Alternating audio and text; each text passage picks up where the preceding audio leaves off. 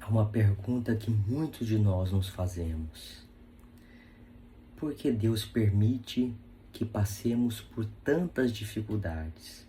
E ainda mais, tantas dificuldades e provações ao mesmo tempo. Eu nunca me esqueço de uma colega que em cerca de 2 a 3 meses, ela perdeu o pai, ela acabou um casamento de décadas e tinha uma empresa consolidada há muitos anos e faliu.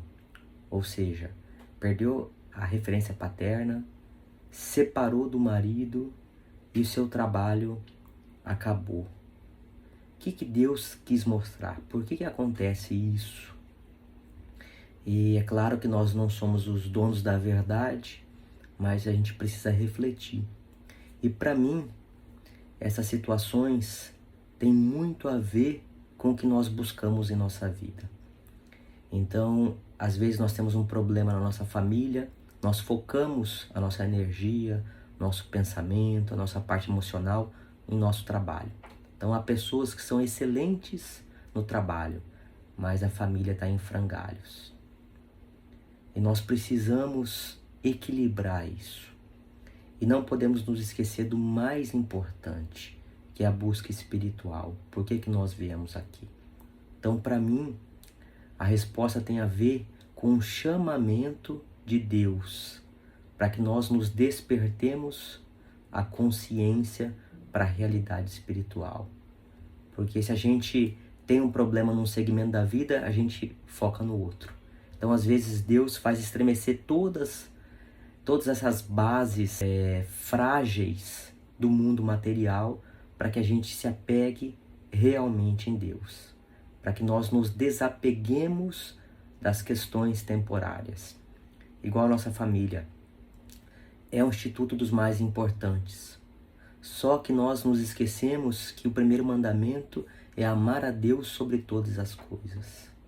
Por isso que Deus, através do nosso Mestre Jesus, nos ensina quando o Nazareno fala para deixar a família e segui-lo, ou seja, cumprir a missão espiritual de cada um. Não era abandonar a família, virar as costas, mas existia uma coisa mais importante, e existe uma coisa mais importante, que é a nossa reconexão com Deus. Então, quando nós nos reconectamos, é importante o trabalho, é importantíssimo, mas não é mais importante do que a nossa reconexão com Deus. A família é importante muito, mas não é mais importante do que a nossa reconexão com Deus. O trabalho, a família, o lazer. Então tem pessoas que vivem fazendo só esporte, como se a vida toda fosse a esportiva. Eu me lembro bem do famoso jogador Roger Federer, quando ele perdeu o técnico dele. Na biografia ele dizia que existia uma coisa mais importante do que o tênis, que era muito importante ele jogar, ser desportista, só que existiam questões na vida que são mais relevantes do que a gente ficar 100% focando numa questão.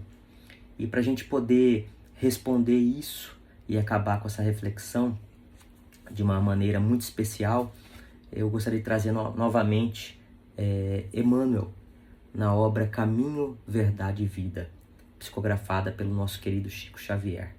E tem um capítulo que Emmanuel coloca o seguinte, no seu título: Que buscais? E ele cita João, capítulo 1, versículo 38. E Jesus, voltando-se e vendo que eles o seguiam, disse-lhes: Que buscais?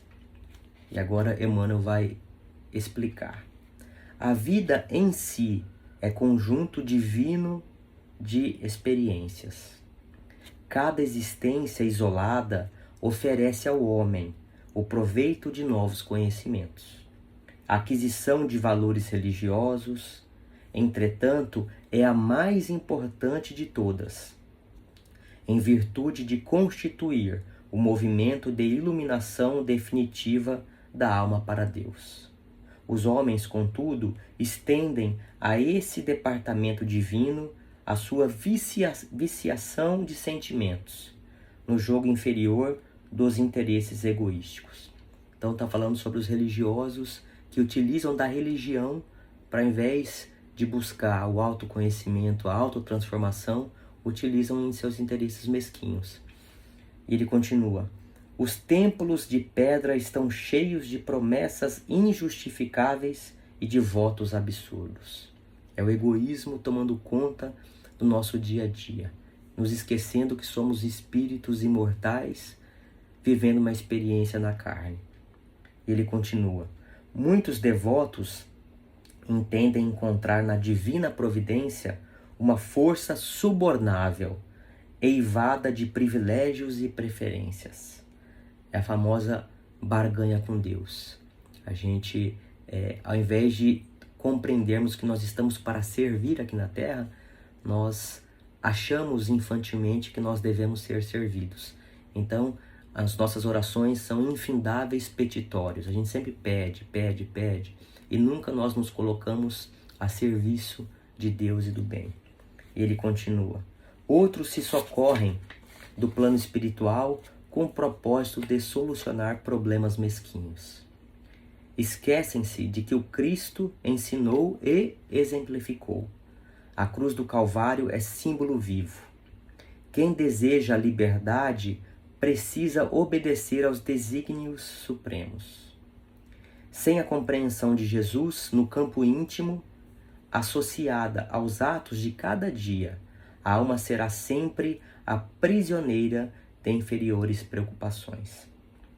Ninguém ouvide a verdade de que o Cristo se encontra no umbral de todos os templos religiosos do mundo, perguntando com interesse aos que entram: que buscais? Então que a gente possa buscar a nossa verdadeira vida. Às vezes as tempestades que nos chegam em todos os segmentos da vida são prova de que tudo é perecível, mas o nosso desenvolvimento, o nosso progresso moral, a nossa reconexão com Deus são atributos essenciais e imprescindíveis que nós precisamos cultivar nessa vida. Então, quando vierem as tempestades, nos perguntemos o que estamos buscando. Porque quando nós nos desapegarmos das coisas do mundo, o jugo se torna mais leve e o fardo mais suave. Paz e bem.